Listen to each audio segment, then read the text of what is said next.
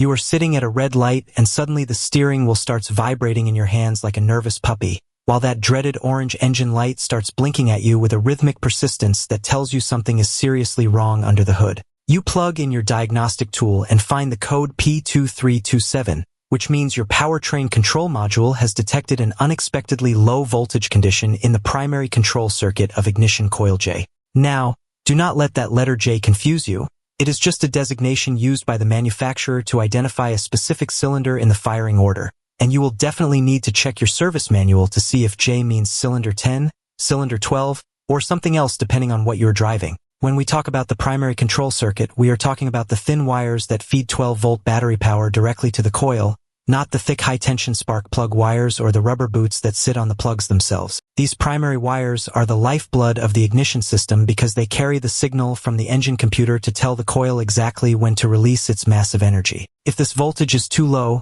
the coil simply cannot build up enough energy to jump the gap of the spark plug, leading to a dead misfire that kills your power and ruins your fuel economy. One of the most common and honestly frustrating causes for this code is actually wildlife damage. Squirrels and mice love to climb on top of a warm engine and chew through the soy-based insulation on your wiring harness, especially in cold climates. To diagnose this properly, you are going to need a digital multimeter and a lot of patience. Start by doing a very thorough visual inspection of the wiring harness for any signs of tiny teeth marks or frayed copper. If the wires look okay, you need to check for battery voltage at the coil connector with the key on and the engine off. If you are getting 0 volts, you likely have a blown fuse or a faulty relay that is cutting off the power supply before it even reaches the engine. If the power is there but the code persists, you will need to check the ground pulse coming from the powertrain control module while the engine is cranking. If the computer is not sending that ground signal, you might be looking at a much more expensive repair like a failed computer or a corrupt software program that needs to be reflashed by a dealer.